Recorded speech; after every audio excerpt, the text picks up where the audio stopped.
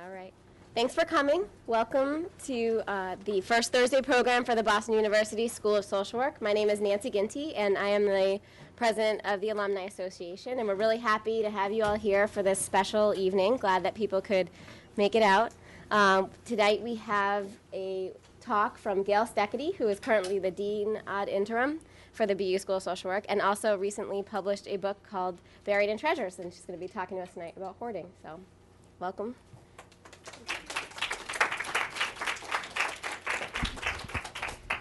Thanks very much. I'm going to do a variety of things tonight, but mostly to try to familiarize you with the problem of compulsive hoarding and some of the struggles we have in trying to treat this problem. If anyone didn't get the flyer, the reason I'm not quite so, open about handing out the stuff that is the promotional materials for the books, but inside, Oxford has done a very nice job of putting one of our primary measures, which is kind of fun for us. So I hope you enjoy that part of it. What I want to suggest first is that this is a pretty common problem and has probably been around for a very, very long time. Here comes Mr. Hunter and Gatherer with yet another useless treasure. I wonder if I can have the second light Rilda out. I think that would help quite a lot on the video. There we go. Sorry. Okay. This is the research program that we have at the moment, and I just want to comment briefly that what we're doing in this group, and we call it the Compulsive Hoarding Research Group, is that we're developing and testing treatments for people.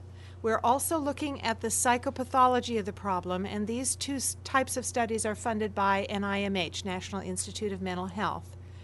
I have several collaborators, and this is our group at Boston University, and it includes a faculty member, Jordana Muroff, as well as my project staff who are social workers, two clinical psychology students who are doctoral students, and Alvin is another social work doctoral student. So we have a nice mixture in the group. And of course, I work very closely with Randy Frost and David Tolan. Some of you may have seen David on Oprah. And Randy has been on several things, including 2020, Dateline, and so forth about this. I think at the moment, compulsive hoarding is the hot topic. And so we're having a lot of media exposure right now. The first question is, what is it? And feel free. It is several things. It is the acquisition of and failure to discard a large number of possessions, living spaces that are sufficiently cluttered that it precludes the usual use of those spaces, and significant distress or impairment that is caused by the clutter. So I'll go into some of the details around that. These are the main features. People acquire too many things, not everyone, but most of the people that we see. They save it, and that's the main problem. And then it's disorganized. It's not so bad when you save something, but if it's so disorganized that you can't find what you're looking for, then you've gotten yourself into trouble. And what you'll see as you hear this talk is that all of us, whether we have a hoarding problem or not, have all the same features. We just don't have them to the same degree. And so this is, like most mental health or just syndrome or problems, they originate in normal human behavior, and then they just go a little too far and cross a line for us that makes them very difficult. So this is a typical home of someone with a hoarding problem. And although it's a little bit harder to see, this one comes out very green. You should see my screen, which is many different colors. I'm just going to point out a few things that are on this. Egg carton, newspaper, envelope with materials in there, child's drawing, purse, papers of many kinds, avalanche headed for the stove. The only place you can sit in the room with the cereal and the milk for breakfast, which actually was a recent meal in this case. And then along the back counter you can see a variety of things that are some of them kitchen items. If you were to be able to see the floor, you'll see bags, and there are other bags that are out of sight here. that contain, again, a mixture of things, as this woman, who is, I think, in her middle 50s here, just brings things in and drops them where she can find a place to put them at the moment, because there are no real clear surfaces here. This is the dining room, which you can tell because it has a chandelier in it. And of course it has a break front on the back, so that makes it a dining room. And there is a table buried under there. There's a chair. This is a different type of stuff. Lots of clothing, you can see. Lots of books in this case. Again, paper bags full of materials. And then what we're also seeing here is the beginnings of an organizing effort, right? And there's the rest of the organizing effort with some more box tops, but you can pretty well tell that the organizing has not gone very far along in this process.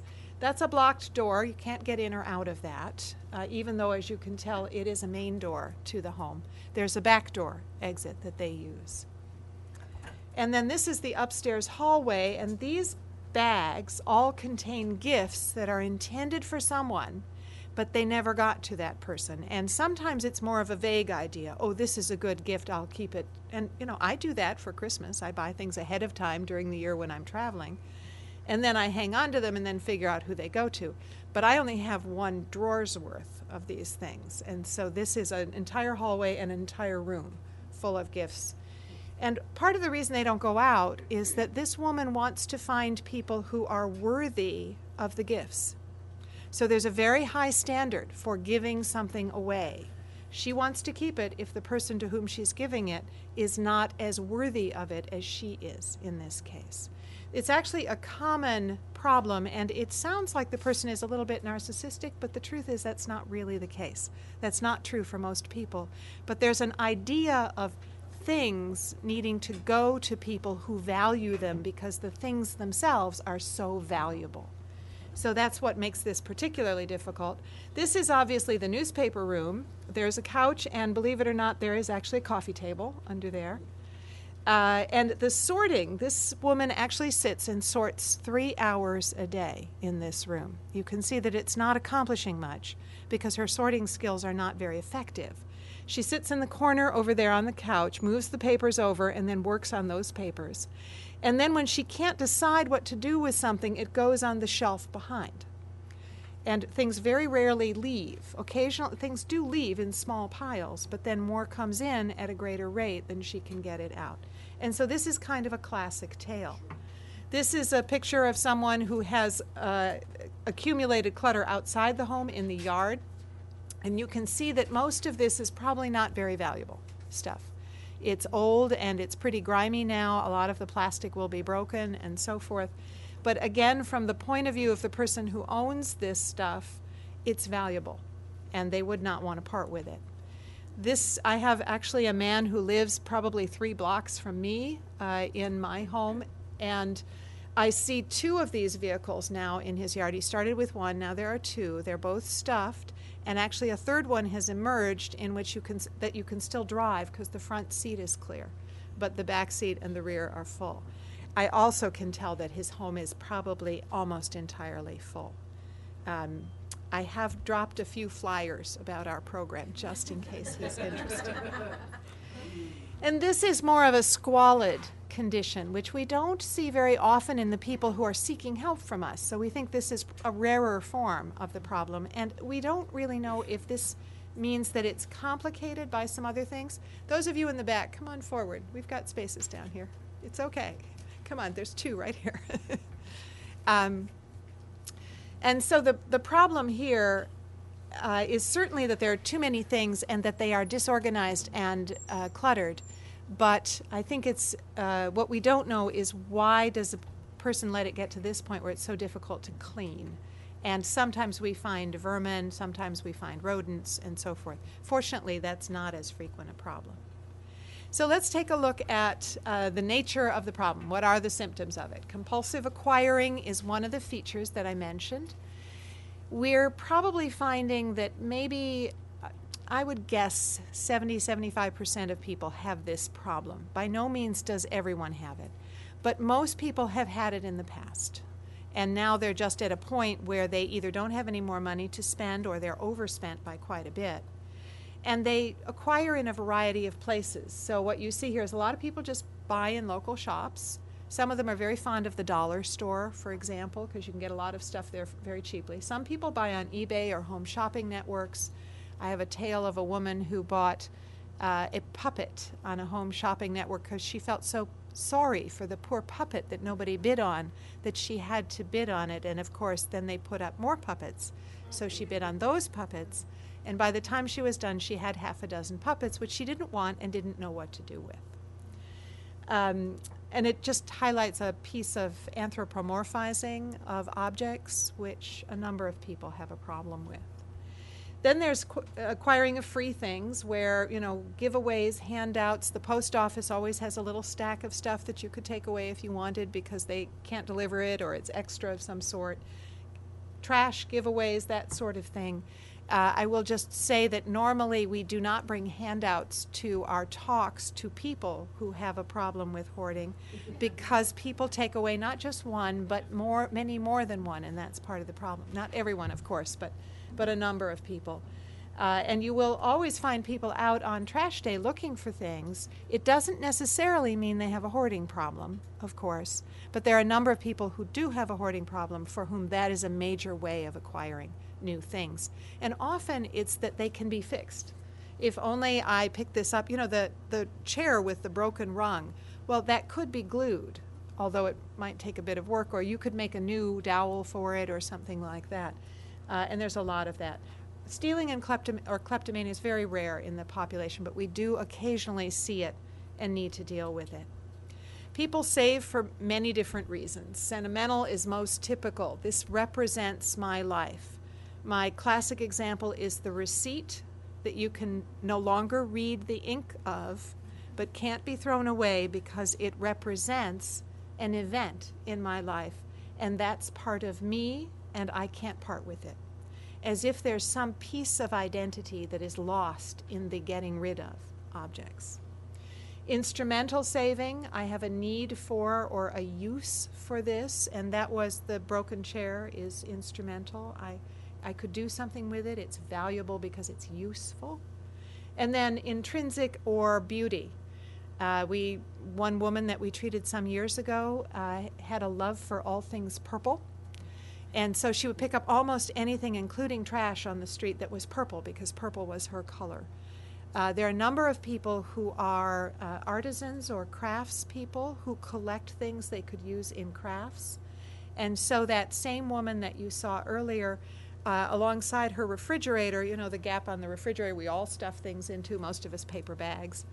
But in her case, it was the rolls of toilet papers and paper towels because those would be useful to give to her son's art teacher, whom she had never met and never spoken to, but the art teacher must want these things. Again, useful, and they could become beautiful and helpful to people. And by the way, I'll take questions at the end, and we'll do a kind of a Q&A sort of thing. Part of the problem here is random piles, and you saw it in the example that I showed earlier. Some of that comes from the fact that people don't want to put things out of sight. They really, really, really want to see where things are because that's the only way they convince themselves that they still have it. Even though the piles get so high, you no longer have a clue what's in them in fairly short order. But the natural tendency, if you try to work with someone, is that they'll take it, they'll think that it's important, they don't know how to put it away or where to put it, or they can't get it there. They set it on top of the pile so that will remind them that they need to go and do something with this. Another feature is indecisiveness, can't make up their mind. That was the woman with the back of the couch covered with things that she couldn't quite decide where they did go. And then there's this churning process. As you move things to the top of the pile, try to find something, and you just create new piles as you go along. This is some of the comorbidity, the concurrent problems that go with it. Depression is extremely common. We were a little shocked to discover that it's pushing 60% who meet criteria for major depressive disorder. How many of us are clinicians in the audience? Yeah. So you have a clue what that means, and That's as high a rate as we have ever seen for a disorder coming in that is not coming in for depression. It's an extremely high rate. So it does mean that there are some difficulties that it presents for us as we work on the problem. Social phobia is in about 30% of the population we see. They're a fairly isolated group of people on the whole. Generalized anxiety disorder is also in the high 20s. So again, a quarter to a third of the population will have generalized anxiety, fearfulness, worry. Obsessive compulsive symptoms, with which this is most closely associated, in fact occurs at a much lower rate. So it's only around 15-17% in the groups that we've studied. We have our doubts that this fits the model for OCD really very well. We tend to call it that because that's a billable problem, but there are times when, and most of the world makes that assumption, but it's a little hard. It takes some shoehorning to get this into intrusive, unwanted thoughts, images, and impulses, and urges, stereotyped urges to carry out some form of ritual in a repetitive, stereotyped way. So that's a hard fit. Personality features, there are several. I would say that the range of personality is really quite wide in this group. There's no sort of typical characteristic. We see a lot of anxiousness and some dependency, a bit of paranoia from time to time, but not in the majority, and so forth. We also see a fair amount of attention deficit problems, so people have trouble staying on task. They often have a parent who was diagnosed with attention deficit, or they themselves were. My bet is that this is a little higher in the male portion of the sample than women, but we haven't checked that yet. And you do see hoarding in dementia problems, but we're quite confident from two studies we've done so far on elderly samples that hoarding is not a result of dementia, that it's probably a problem that predates it, and I'll show you a little bit about that shortly. The true prevalence is unknown. We are considering a couple of possible ways of studying this, and my own favorite one is to ask my staff or a group of students to set up shop at a table in front of the entrance to grocery stores around the city and just man the tables for a few hours at separate points and geographically map it out, and have people take this and point to what their living room, bedroom, and kitchen looks like, and that's all we need. And that will give us the prevalence rate, pretty close to it. In any case, we think it's probably 1% to 2%. We've worked at the angle several different ways. How many people with OCD have the problem? How many people with other kinds of anxiety? How prevalent are those conditions, et cetera, et cetera. Okay. Education's very wide-ranging. People go all the way from not very educated to, endpoint graduate degrees, PhDs, MDs, and so forth. Marital status, the marriage rate is relatively low in this population. The divorce rate is higher than normal. So we tend to see more single people than not. A number of them have lost partners because of the hoarding problem, but that typically occurs somewhat later in their lives. The average age is 50, and I have to say that there's a huge bump in the middle of an age range between 45 and 55. It just is very, very steep for that group. We're not completely sure why that is. We do know, do I have the next slide for this? Yeah. We do know that saving begins in childhood in the teenage years. Sometimes it's young adult years, but that's what we've learned so far. And then it gradually increases and gets worse over time. People are aware vaguely that they have a problem somewhere in their late 30s, but they don't seek help for it until they hit those middle age years. And again, we don't know too much about it. Family history is quite common among people with hoarding, and I'll come back to that in a moment. We don't have much evidence right now for a history of material deprivation. A lot of people say, well, you hang on to something, people from the Depression and so forth, or people who were very poor and didn't have much when they were much younger would hang on to things. And there's probably some truth to that, but in fact, when we ask people in the samples that have come seeking treatment, we do not pick up this history. It's actually quite rare. So what we do pick up is a history of loss. that they can sometimes date the hoarding problem to an early period. And typical examples are, my husband died and left all his things. I felt overwhelmed. I couldn't cope, and I couldn't part with any of them. How could I? And then there's continued saving from there. That's obviously in someone who's typically older, even beyond the middle age years. There are histories in in people in their middle age that in which what they report is that as a kid, the family moved. The parent, without thinking about it, or perhaps they were thinking, if in any case they weren't thinking very well, they threw out a lot of the things that were favorite things of the child. So the child arrives at the other end to a new home, a fair amount of stress, and none of their favorite things to make that transition with. And we do hear a number of histories like that. I can't tell you percentages at this point because we haven't analyzed that information. But we're pretty sure that loss is a pretty common history. It tends to run a chronic worsening course as far as we can tell. There's a lot of fluctuating insight into the problem, and I'll speak to that briefly. And the severity, of course, is pretty wide-ranging, and again, I'll speak to that briefly. This is the clutter image rating, where we ask people to pick the picture that's the closest to the one in your own living room, kitchen, bedroom, and then we rate all the rest of the rooms here using the living room one. And so these are these pictures that you see here in the sample, and so we have 3 sets. This is what you do with a very small grant that your former dean gives you in order to buy an apartment for 1 month that students are going to fill with stuff. So you start at the high end, you bury a student in the middle of the pile, and you cover the whole base with Xerox boxes. And then you gradually take boxes out and then things out. This was originally a series of 32 photographs that we then had to get into 9 because we knew that that's the limit of what people can distinguish. And they're equidistant according to a variety. So this was actually a fun measure to create, and it's worked extremely well for us. Those of you familiar with any research data, the agreement between a patient's report in the clinic when they look at this and your observation of it if you go to their home to the same room within a couple of weeks is in the 0.94 range, which is incredibly good. It means that we do agree on this, so we're very proud of ourselves.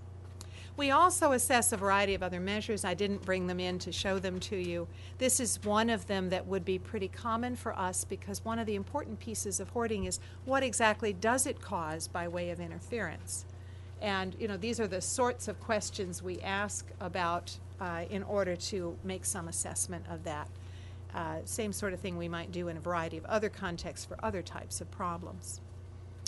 Let me tell you a little bit about a model for understanding hoarding. And then I'll go on and talk a little bit about some of the treatment strategies. These are what we think we need to take into account to understand a hoarding problem and the purpose of developing a model for it is that we have to know what we're going to try to do about it. And the model will guide us directly to how to fix something. We have to know what's wrong, and then we can aim at it to fix it. So these are components, and I'll just walk you through them. We believe that people start with a variety of vulnerabilities, that not everyone is going to pick up a hoarding problem in their lives, just as not everyone gets depressed or anxious or whatever. And the sorts of things that make people vulnerable to it are family history, in which you have hoarding in the home that you grew up in, or hoarding in homes of people you know very well that are probably family members. Parental values, parental behaviors might play a role here. Waste not, want not being one of them, and I remember one of my patients saying that's what her father used to say, waste not, want not. That's instrumental saving. And there are sometimes other kinds of behaviors that set people up for it when a parent does not value your things. And then you find yourself desperately hanging onto them because they are important to you and you're feeling threatened about it. Losses I have mentioned. Mood is another one. I think it seems pretty clear to us that with such a high rate of depression, it may make it harder to resist other vulnerabilities for people. Some of the comorbidity issues that I've mentioned, social phobia may predispose, help people be more isolated. When they're more isolated, they may get trapped into these patterns. And sometimes we have physical constraints. We have a number of people who have health limitations. And although they used to be able to keep their clutter under control, they've lost more control as they've lost physical capabilities in the course of it. Sometimes people are incredibly busy. I don't know about you all, but I move from one thing to the next, to the next, to the next in rapid succession with little thought about how to manage the work in between. And when you do that, stuff piles up. And then at some point you cross your fingers you have enough time to clean up the mess and put it away and so forth.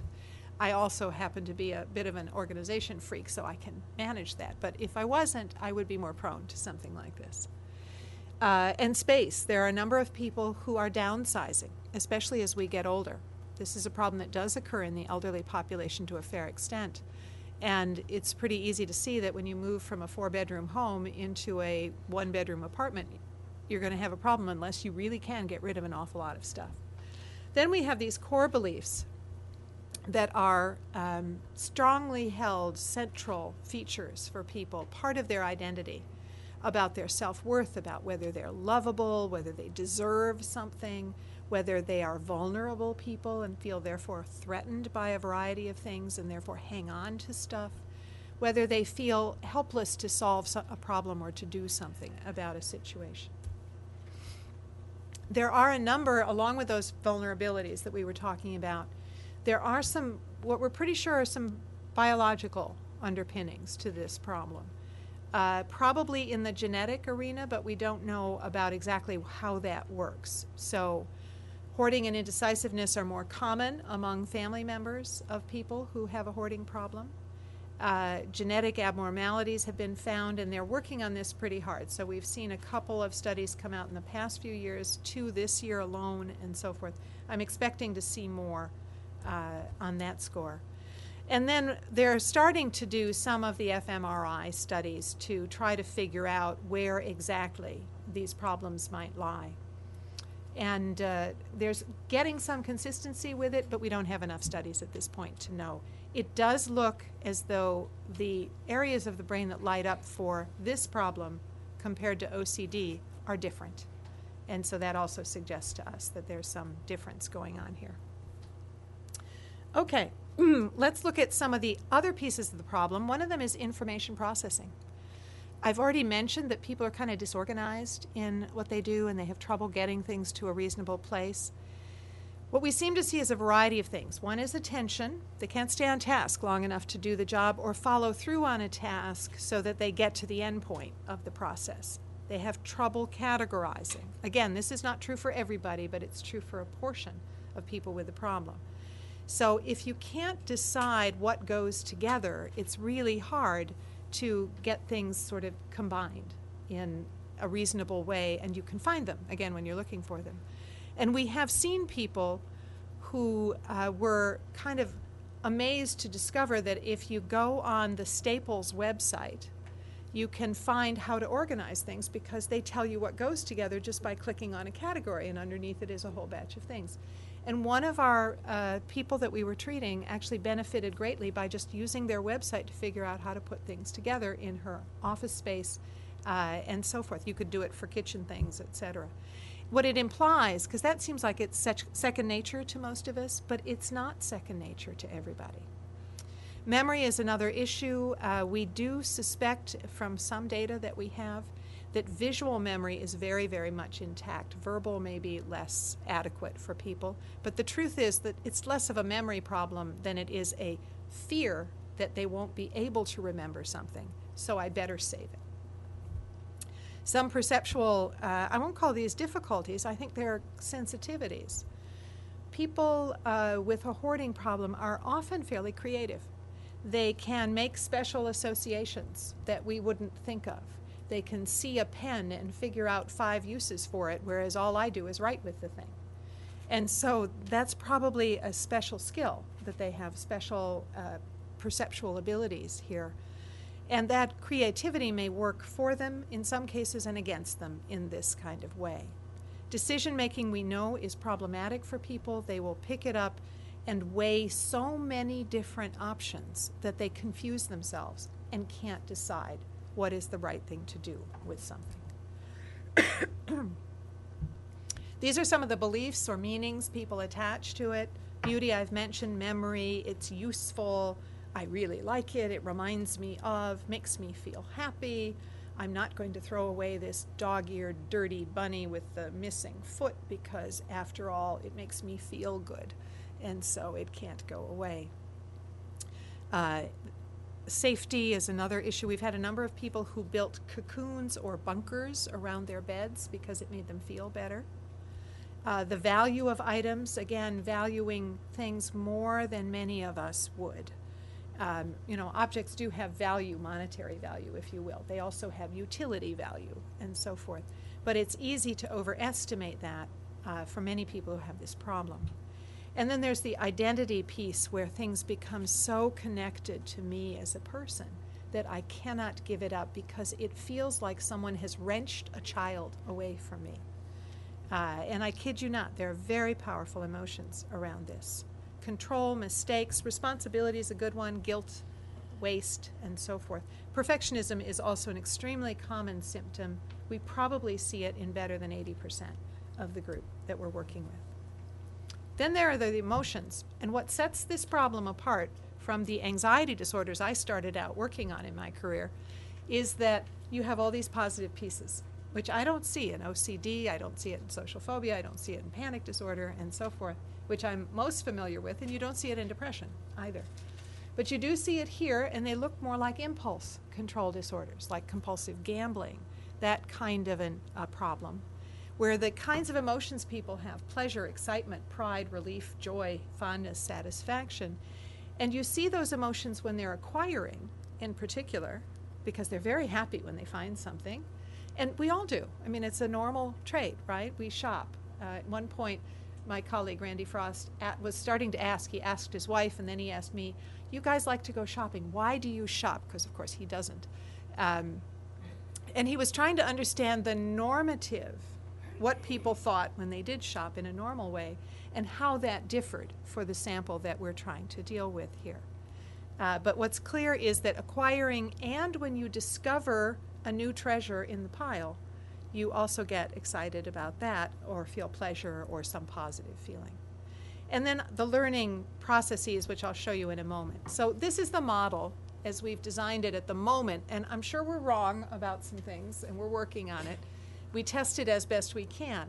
That's the cognitive processing I mentioned, the memory, attention, perception, etc. These are the core beliefs and vulnerabilities people come into the situation with. Then they ascribe meaning to their possessions, and they hold beliefs. I can't throw this out because I might need this information in the future, and I wouldn't be able to get it again. That's a belief, and there are many, many such beliefs expressed. Both the positive and negative emotions, and if the emotion is positive, you're reinforced for acquiring or saving it.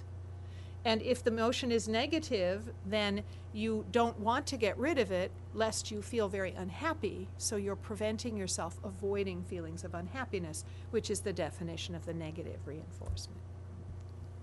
Just a brief example of some features of it. This is a woman in her late 40s that I was treating a while back, and the sort of emotions she would have, and beliefs and emotions about this card that her mother had given her that had nothing in it. Nothing was written in the card at all. It was just a card. She didn't even really like the card. It wasn't all that attractive to her, but she was afraid of wasting it. That was her father's idea, and felt guilty. She felt it represented her mother, whom she wasn't actually all that fond of either, but it represented her mother, and then that left her with ambivalence and a feeling of grief.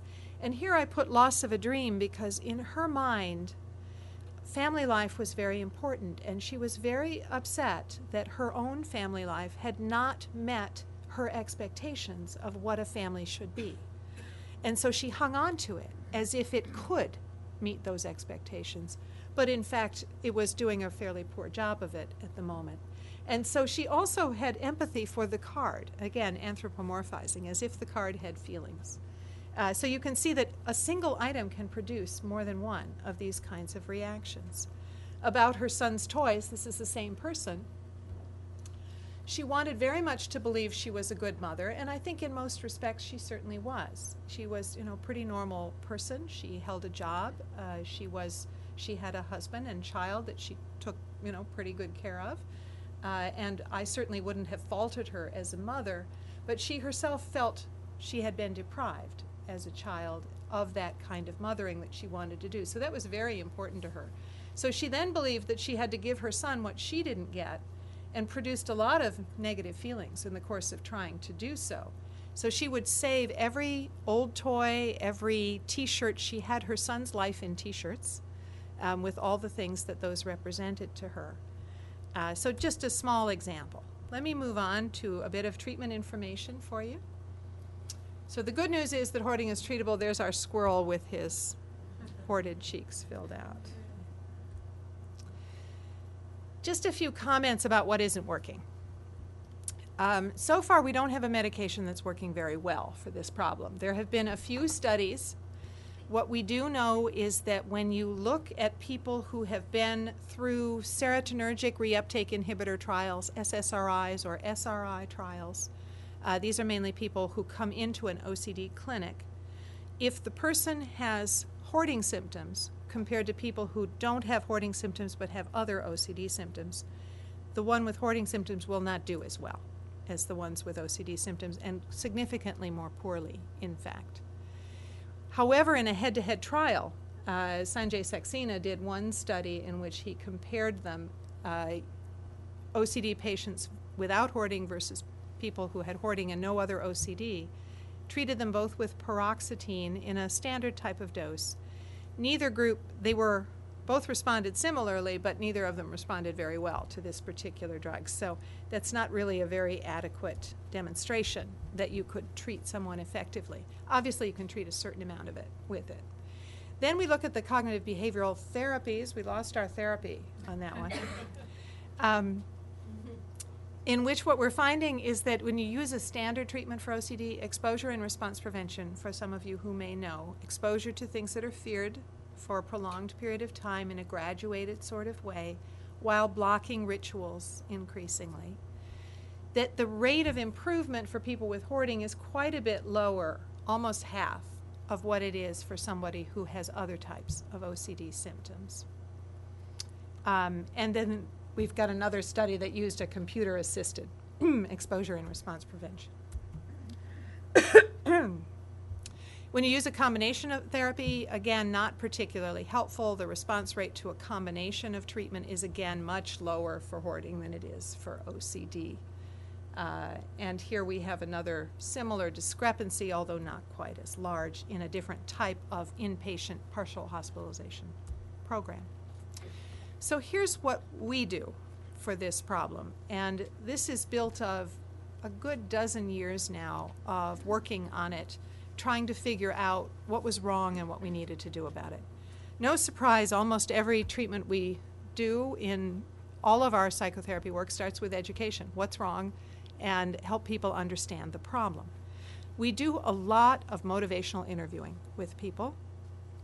We do organizing skills, decision-making skills, exposure to practicing, not acquiring, and discarding, and cognitive restructuring. So let me just talk briefly about those and a little bit about the way we do this treatment. We've done quite a lot of individual treatment, which we suspect may work best at this point, but it is very time-consuming. We also have been running a number of groups, and my colleague Jordana Muroff is standing up at the back here. She's managing a bunch of that research on the group treatments that we're doing. And we're having, and what's very good about the groups is that they can have a wonderful cohesive quality to them and really help people support each other as they work on it. But so far we've not been able to set up a group that could go on quite long enough to get enough change in a reasonable time frame. We do sessions both in the office, and then usually every fourth session is in the home in order to make sure we're really working with the person actually on their work, their stuff. We also work in acquiring locations. We do family consultations when we need to, and we've had a number of situations where family members are really very, very upset about the problem and are actually making it harder to work with the person because they want us to fix things quickly, which we cannot actually do without causing more damage than we would repair in the process. And that's very hard for family to understand. Assistance from coaches whenever we can find them. Coaches can be anybody. It can be an occupational therapist, it can be a home health aide, it can be a family friend, it can be a family member. They just have to be people who are very even keel, won't throw your stuff away without your permission, and can help keep you on task. And then we do cleanouts for people who are in the individual treatment once they are at a point where they're ready to hand over some of the responsibility for decision making to a team of people that's highly trained to work on this with instructions taken strictly from the person who hoards. The first problem, though, is really motivation, because people come to us with relatively limited insight into the problem. And even if they have a lot of insight, I can guarantee you that once we start, they will feel ambivalent about throwing their things away, getting rid of stuff, working on the organizing, etc. Here's the goal. We have a Dilbert cartoon to go with this that will motivate you for the next year. Overcome the thing you fear most. Oh, motivation feels much different from what I imagined. I was expecting a light and energetic feeling. But it's more like being pinned under a burning couch. I'm getting dizzy. I better lie down till the motivation wears off. And I tell you, this is our experience over and over and over again with a lot of people that we're seeing. And for many people, this is really the issue. It's the issue for all of us. You know, if you're trying to lose weight, give up smoking, change a bad habit, do anything you want, the costs of change and the benefits of change are what you're constantly weighing. And so we try to get this out on the table so people can really work on it and figure it out. And we will have to do this many, many times as we're working on the problem. We want people to articulate their ambivalence, to say, I feel this way and I feel this way at the same time. We want to, whenever we reach the point where they're actually talking about change, we want to encourage them to follow that path, and we do it in a variety of ways. These are general strategies we follow: expressing empathy, developing discrepancy, rolling with resistance, supporting self-efficacy. Let me just ask, how many of you are familiar with Miller and Rolnick's work or with motivational interviewing or motivational enhancement training? Yes, a number of you. Same stuff. We haven't done anything different. We've just adapted it to the hoarding problem as we encounter it. And we don't do it only up front because we'll get 10 sessions into treatment and then we'll hit the hard thing that is really difficult for them, and they will back off and become and if we push too hard, they'll dig their heels in and they will not move forward. And so that's the point at which we go, oh, ambivalence, let me stop. Let me do something different here. We also, in the course of working on insight, work hard on personal goals and values, because this is the only thing that in the end will keep you going. It's very hard to do the work. Almost any change is hard for people, and let me tell you, this one is particularly difficult because the emotions run so high when they're doing it. So we want to make sure that very early in the treatment process and then periodically we double back to what they decided they were trying to achieve. Why work on it? What is the advantage to you? What do they care most about? What are the important? These are just some examples of things they care about. What are their personal goals? What do they want to do in the next 5 years, the next 10 years? What will it take, for them to be able to do those things? And so we'll come back to these on a regular basis when we hit that ambivalence or we hit indecision. I can't decide whether to get rid of it. Well, what are the goals? What are you trying to accomplish? Would this work for it if you got rid of it or if you kept it? Which would work best for you? We have very clear treatment rules in which we don't touch their stuff ever until they invite us to.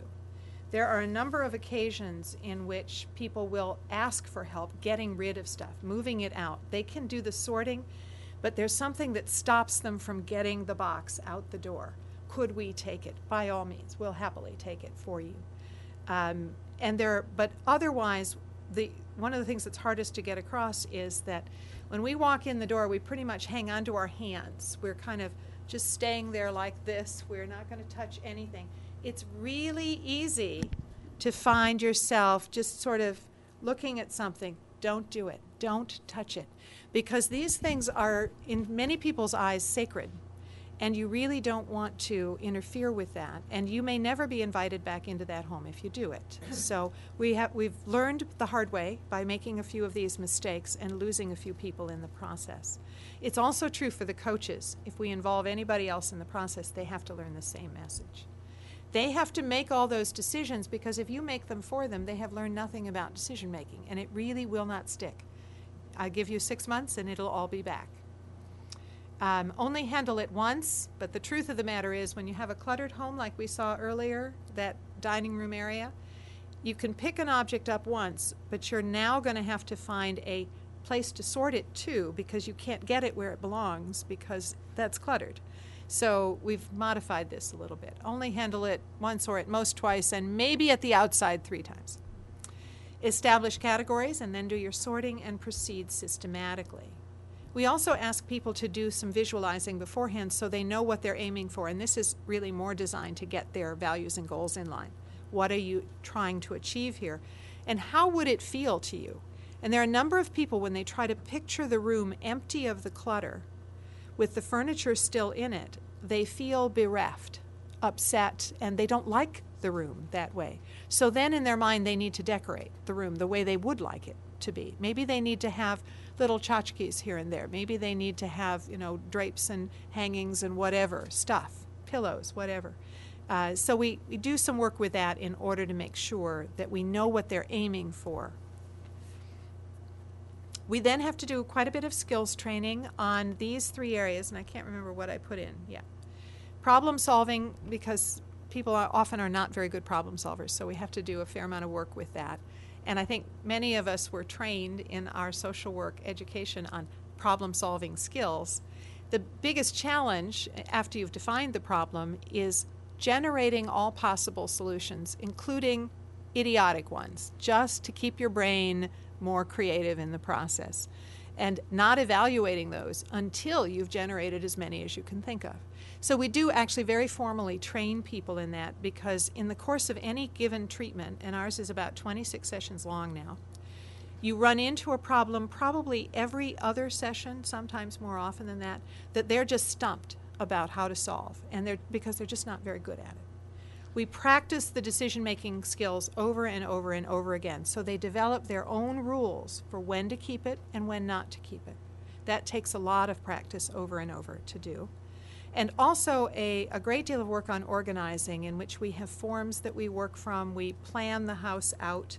We figure out what are all the things that are included in the clutter, where do they actually belong in the house, and then how are we going to arrange systems so that they can be kept there and will work.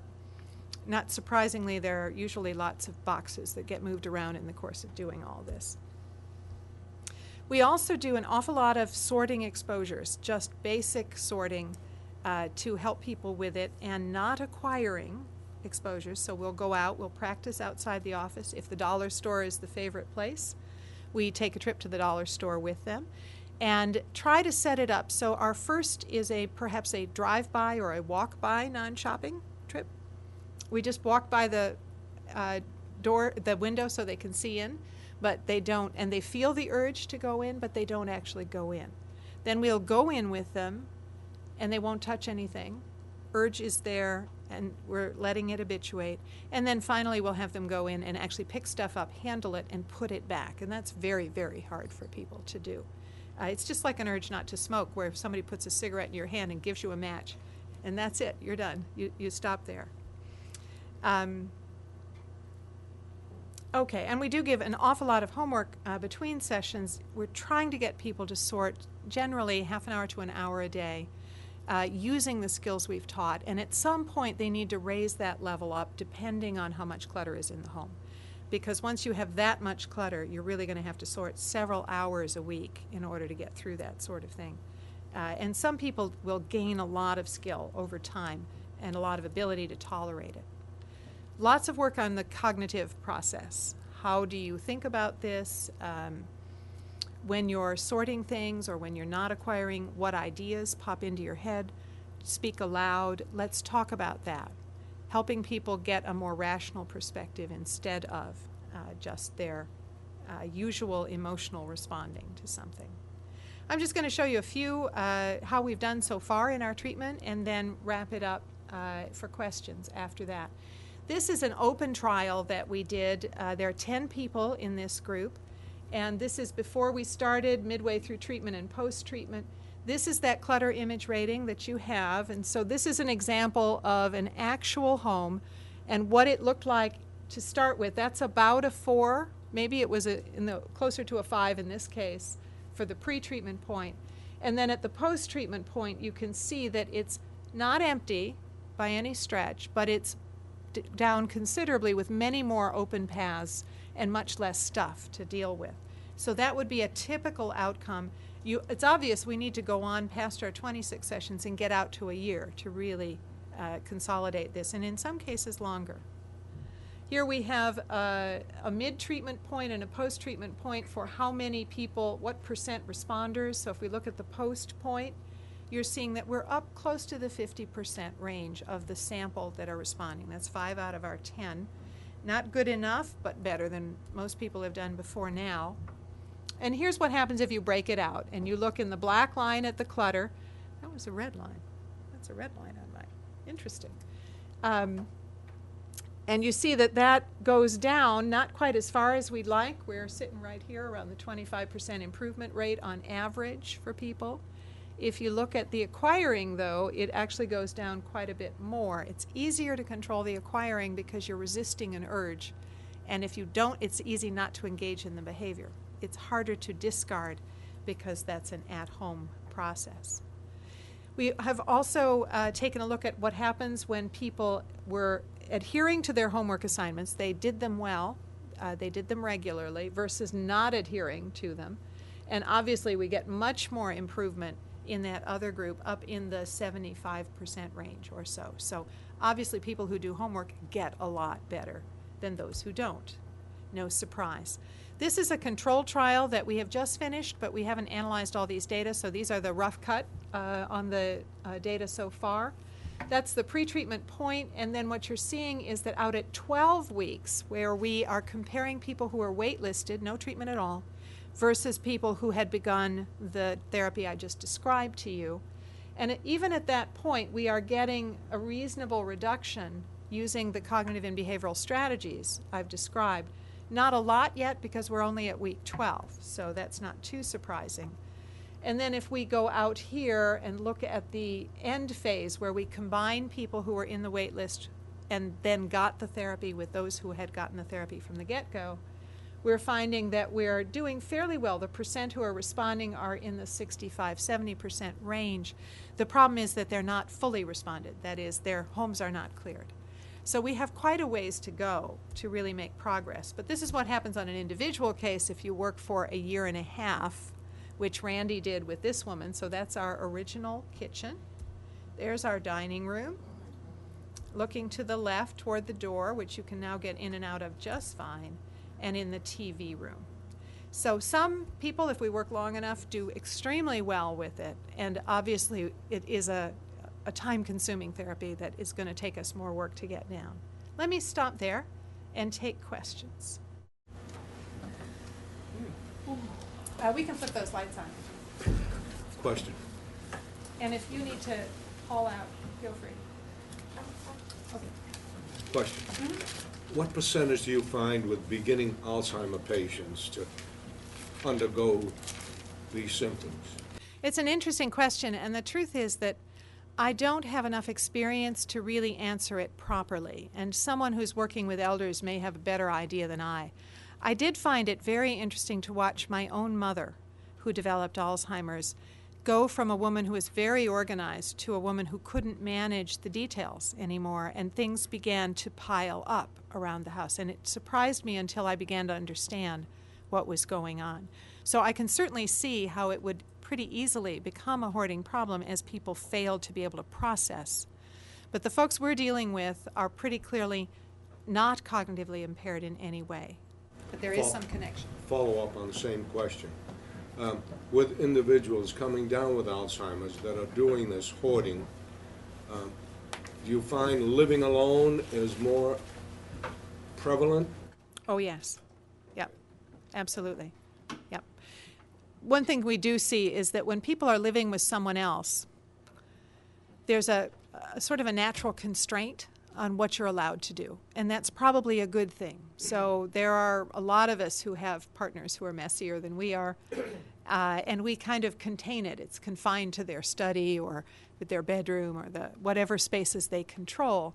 And then when that person is gone, often a problem that is sort of waiting to go will just mushroom and spread throughout the house. Yes? Have you found hoarding prevalent in a specific economic group, or does it run the... No, it runs the gamut. We have had very wealthy people who own 3 homes because they're all stuffed to the gills, not because they can use them, but they've moved from home to home to home because, and they, you know, their artworks mixed in with newspaper piles. Yeah? Aside from motivational interviewing, how do you get the folks to sort of, they have to be on board with this kind of treatment? So how, most of the time it seems like people probably don't see it as a problem.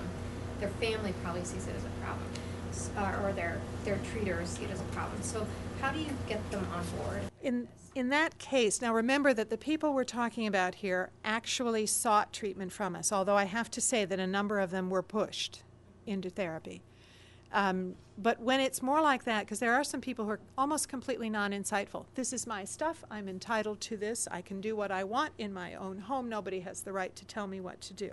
And there you are. You can feel the heels dug in on that case. But they almost always, there's a chink in the armor, usually. That is, they know that other people wouldn't approve, and they don't invite people over because they are embarrassed. And once you have that, then you can begin the small conversation, which is essentially a motivational interviewing conversation in which you start by asking them about their things, what they like, what is valuable to them, how that works for them. And you're looking for the little statements that allow you the in order to ask them a question that moves them a little bit closer to admitting that they have a problem. If you push them, they will dig those heels in incredibly hard, and you've gotten nowhere. It's a very hard lesson to learn, and only when you've done it well once do you get the difference in the two. Yeah? Gail, just in terms of referral sources for treatment,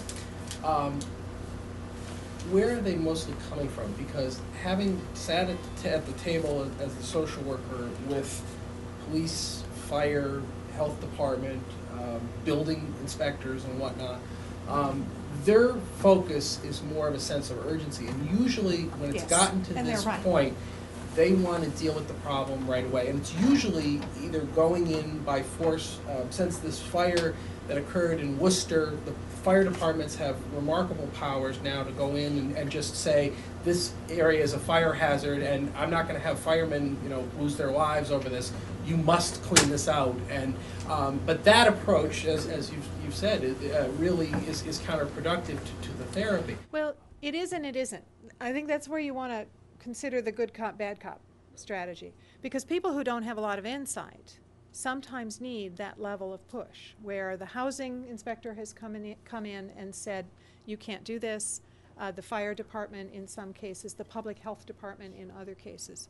And by the way, in Massachusetts now, where there is ongoing a task force development project in which a lot of people have come together. And so one of our people, Christiana Bradiotis, who's one of my doctoral students, is working hard on that task force development process, as are a number of us. And there will be a meeting in a couple of weeks' time in order to work out a first conference in Massachusetts to bring all those responders to this. But it's very, very helpful if they're well enough trained to know why hoarding is such a problem. Because when they're clueless, they say things and do things that are unhelpful. But if they understood the problem better, they could still play the role they must play as inspector, rule stater, etc. They give the requirements, they say what has to be done, they say by when, they say when the inspection will be in order to check on whether progress is being made, etc. They do so in an even voice as a matter of flat fact. And then there's the good guy who comes along, who's me or somebody else, a professional organizer, who also understands the problem and knows enough about mental health treatment to really be able to work with the person. And then that person comes along and say, oh, I'm so sorry this is happening to you. Let's see what we could do to help. And you have a much better situation. It's the rigidity of the approach that gets us into trouble. But that approach is valued. We actually, as mental health clinicians, sometimes we need that inspector to show up because that's all we've got. Yes? I was just wondering, how long do these sessions normally last? And how do you, if they last more than 50 minutes, a lot of times with organizing, I find that it takes a lot just to even get one thing put aside. Yes, it does. And I'm thinking, how do you bill for this? How do you, logistics of that? Our sessions are typically about an hour when they're in the office.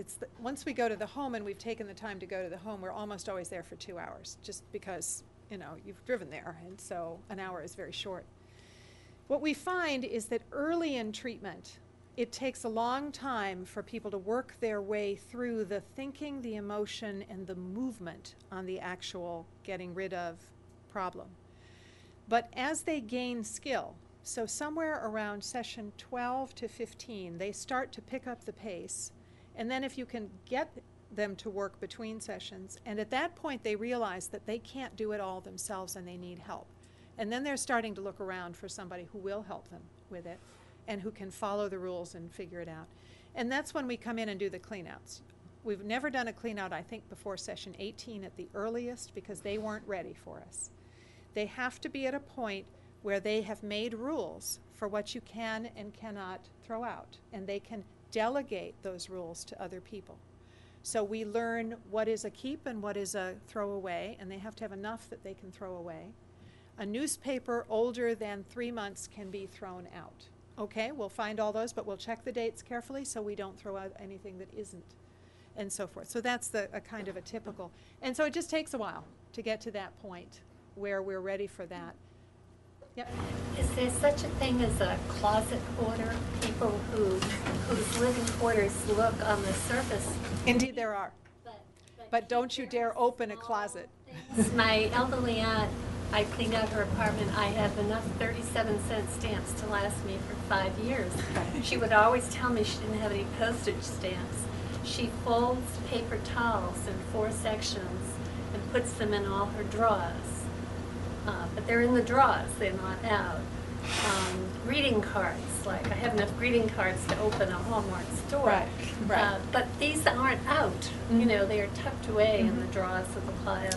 But in fact, her living space, on our scale here would not meet our criteria for, right? No. So we probably wouldn't call her a person with a hoarding problem. But we would say that she has some sort of saving, collecting, protecting, utility concern. I'm guessing it's a waste not, want not kind of problem that she's got. She keeps all these little things. But I wouldn't consider her to have a hoarding problem because there's really no impairment, right? It's a little irritating to have to do all this, but not really impairing. Yes, back there. A population that I didn't see in your group here is the folks who hoard animals. Yes. Almost every time I speak, somebody asks that, and I had the slide in and I took it out. Animal hoarding is a big problem. It's a pretty big, hairy deal. We have been working with a man named Gary Petronik, who is a veterinarian out of Tufts Veterinary School, on an animal hoarding project, and we have some data that are taking a long time to analyze using some qualitative strategies right now. It's a very hard problem to study because almost always these people come to our attention because they are in trouble with the law. And they're in trouble in a fairly serious way because animal cruelty is usually the charge. That makes them unwilling to come forward. Now, is that the same as this? It's hard to know. We almost always, when we have a home with animal hoarding, and I'm talking about well over 20 animals, sometimes we have hundreds of animals, but usually scores of animals in poor health. and ill cared for. And those are requirements of it. The home condition is not the issue. The issue is the animal's condition. In such cases, there's almost always a hoarding problem as well. They hoard stuff. That is, we find big piles of things, but often more squalor than, is a good for anybody, including the animals. We suspect that there may be more mental health mental health problems, more serious mental illness tied up there. Because it's one thing to have a person with a hoarding problem say, I need this receipt even though I can't read it because it's a day in my life. And another thing to have them stare at an emaciated, nearly dead, and sometimes even dead animal and declare that it's healthy. So there's some real disconnect there, and we don't fully understand it and it is so hard to study that I think it'll be quite a while before we do understand it. Yes? Yes, do you see any correlation between hoarding and weight? Interesting you ask that. My colleague Dave Tolan, after the Oprah show, he got 8,000 emails. And so if you ever want to get a lot of emails, just go on Oprah. We then did a study asking those people if they would be willing to fill out a survey, and we got 1,000 people with hoarding who replied and 1,000 family members who replied. Of the people with a hoarding problem, the weight relative to the family members was considerably higher, very much significantly higher in those who hoarded. The funny thing is, although I know a number of the people we have treated have had weight problems, in my own mind that I never really associated the two, but it's perfectly clear from this really large sample that there's something going on there. So I don't know what it is unless it's this impulse control issue. Yes? In regard to, helping with the problems, when it comes to things, do you discover as you're working with the clients that they perhaps experience significant, perhaps childhood trauma?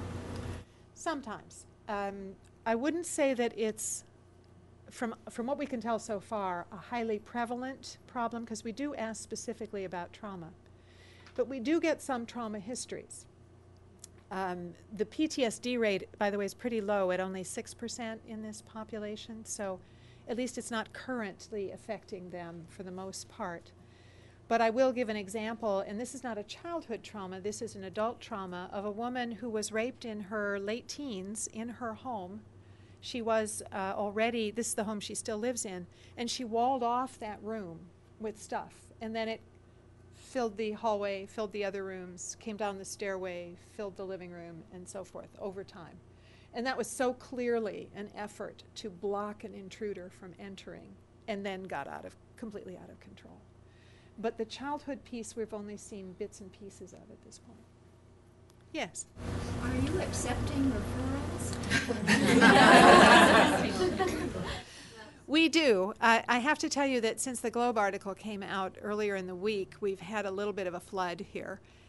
So we do, we cannot treat everybody who comes through, and we are offering groups is the way we're handling it right now, because our treatment trial has ended. We have a new grant in. It'll be reviewed this summer, and I doubt it'll get funded right away, but you never know, and so forth. So at some point when we have the funding, we will do that. Meanwhile, my staff does take some people on a private practice basis, but mostly we put people into groups. So you, by all means, refer to us, and if we can't handle the problem, we do know where to send it at this point. At least we're collecting it. Any of you who are interested in getting enough training to feel like you want to work on the problem as clinicians, by all means, we're running a course right now through our own BU PEP program to train some clinicians, because we don't have a big enough referral list to send them to people. And I think, there is some coverage one can get for going so far with it and requesting additional sessions. So I think that, anybody who would like to learn enough that we can feel confident referring to you, by all means, please come. Other questions? Yes?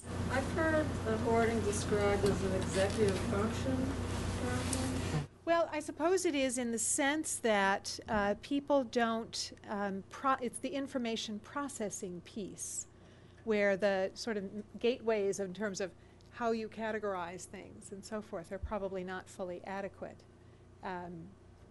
But exactly where the problem lies is still beyond us at the moment. Yeah, Luz. Luz is one of our faculty members. For those of you who don't know her, Luz Lopez. If this is an isolated event, or they keep themselves isolated because they don't want people to see it, and I imagine there may be shame. Oh, yeah. When they go, are they willing to go into group, share with other people? A lot of them have been. There are some that are not, because they are somewhat isolated. People who are, and with the social phobia at almost 28%, that makes group dicier. On the other hand, group is absolutely the best strategy for social phobia. So you work with people to try to get them into it. And it's very helpful that a lot of the people, Jordan, I think you can comment on the social experience in these groups. Absolutely, there's a lot of elusiveness amongst the group members. It's quite remarkable actually to see some folks will walk in and they notice that everybody is around their age or pretty close to their age, and because of the secretiveness, it's kind of nice to actually hear other people have similar experiences that they wouldn't often have exposure to. It's one of the big pluses of the groups is that there's such a commonality across them in terms of what they have gone through and how they feel about stuff. The one thing we have learned in the groups that we learned very early on is that one person's discard can become the other person's acquisition. So you set those rules at the get-go so that is not allowed to happen. Yes? I was going to ask something sort of related to that. To what extent do you find that one person with the clutter problem can actually help another person with the clutter problem because they don't want to say the same kinds of things, so they can actually help somebody else kind of sort and organize and understand them at the same time? Yeah, we have. I have actually personally had some people who were exactly like that. As long as it wasn't their stuff, they knew exactly where it went and how to deal with it. But they could not discard it if it was theirs, and so they knew the rules, but they couldn't apply them. There is a question, though, about how helpful it is to have one person with hoarding helping another in the home. And it's because of this acquisition piece, because it's so easy to take the other person's stuff out with you and make your own problem worse. So we have not really fostered this at this point. What we would love to have are more people who are really highly successful in the programs, who then are interested in being paid for their services, probably at a lower rate than we would have to charge as mental health professionals, but who would like actually to be helpful either as a volunteer or a paid coach in the situation. Yes? This is fascinating, and because I've worked with some people with different aspects of this, but I haven't at all, have these different kind of categories and ways of thinking about them that you're presenting. And I was just thinking about someone, this is a friend's father, and I helped clean out their house, and he hoarded probably in a very instrumental way, but incredibly neatly. Everything was categorized. He had been a scientist his whole life, and everything from rug scraps when they had put in wall-to-wall carpeting that were boxed and labeled, everything was labeled. Right. Most things were labeled. One of our favorite labels was string too short to use. I'm sorry, but we really have seen this. One quality, the thing about the disorganization was overly hyper-organized of just junk. I mean, it's hard to figure out if you can actually get around the house, even though it's stuffed to the gills. Because I had actually a pretty good friend with the same phenomenon, a scientist, who actually had a hobby, and it was the hobby that filled the house with all kinds of stuff related to it. Attic to basement, I kid you not, but all in these carefully organized, carefully labeled boxes.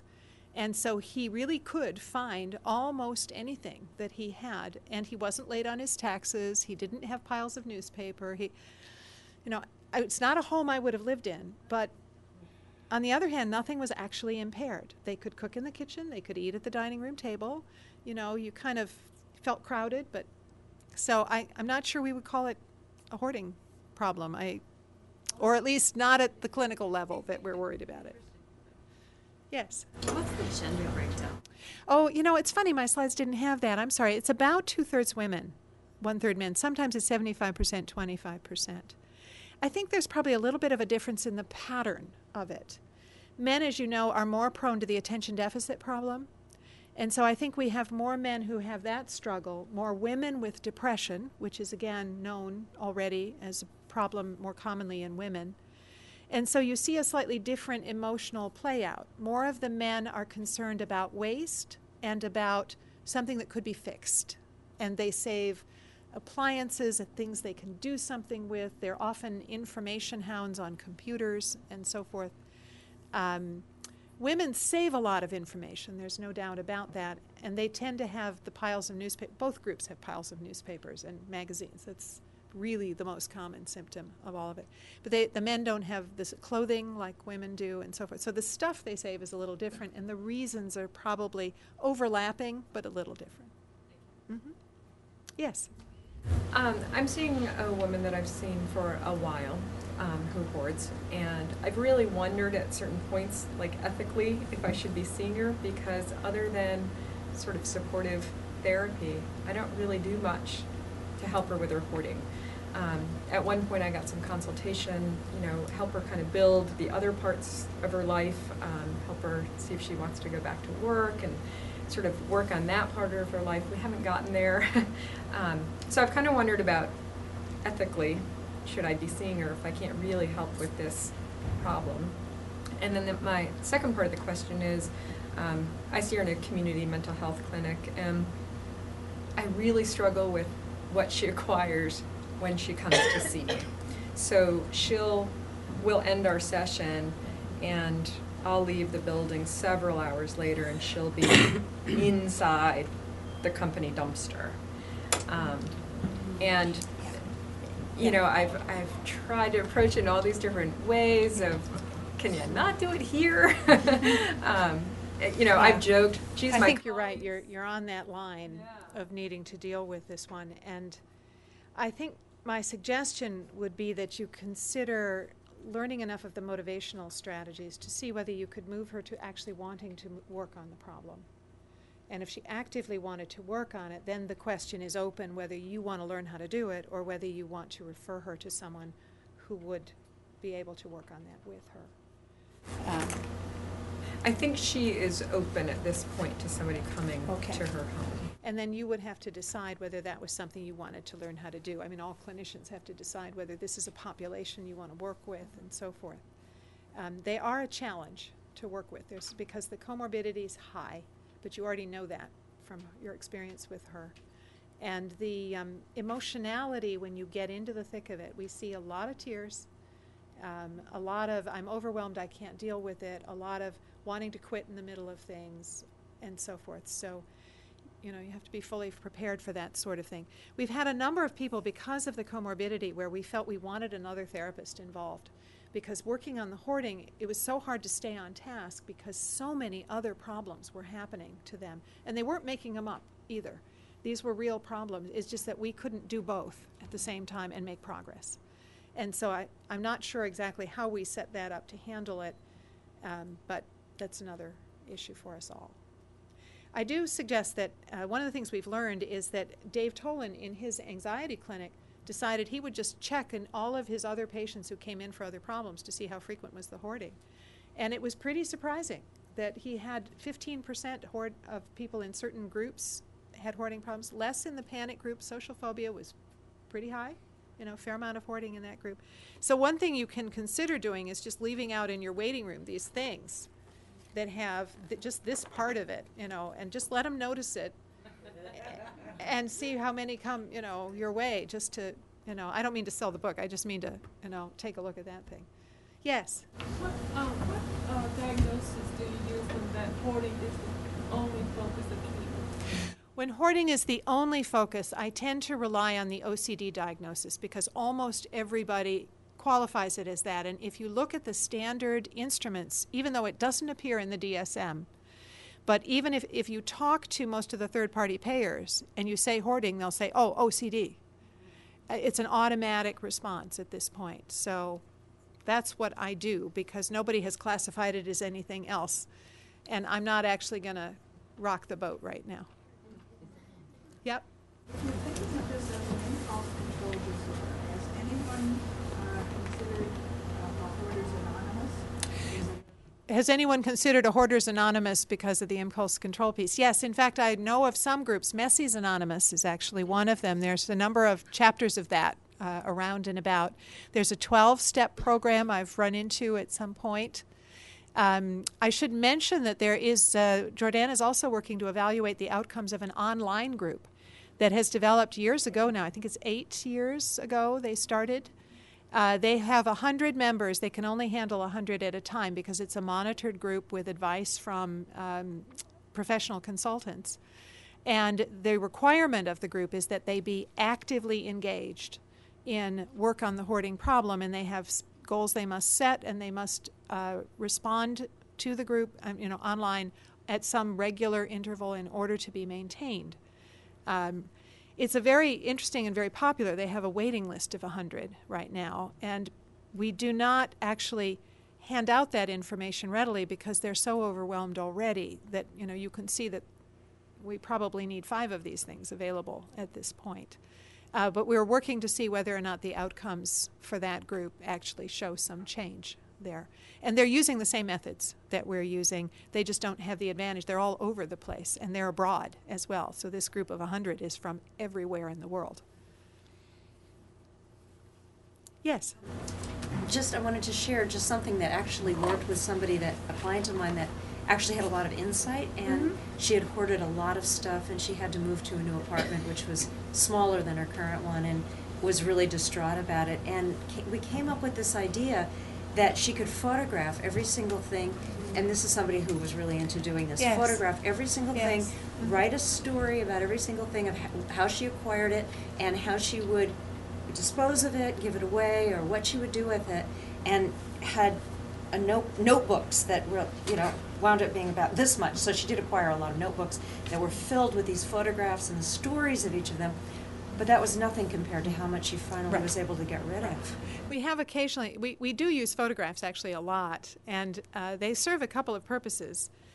One is that we use them to document change over time because people get discouraged in the middle, and you do really want to be able to show differences. The other thing is that when you look at photographs when you're in your office with them, they often can take that step back and see things quite differently and say, oh my God, is that what my place looks like? Which is helpful motivationally for them. But the strategy you're using is to have a substitute that is much smaller and easier to remember. And a lot of people begin to use a variety of ways of accomplishing that. Do I need it all, or could I just save pieces of it? We had one person who would just save a little piece of paper off of the magazine as if somehow, because it's an identity, when it's an identity thing, you really can't get rid of it. It's like you're falling apart. And so that was enough, and eventually got to the point where those could go too, but it took a while. Probably 1 or 2 more questions, and then I think we have to stop. Yes? Are there any tests for hoarding, like the standardized type tests that to go through with clients? You said that the one person had, did this with all of his clients to see if there were any hoarding? Yes. Well, what Dave did was actually use this for it. And the other thing that we do, we have a self-report instrument that's 24 questions that's very well standardized. I didn't show it to you, but we're happy to provide those if you want. I have an email address that's easy to do. Steketee@bu.edu. So if you have any wish to have any of the materials, please feel free to let me know. Happy to. Okay. Well, thank you very much.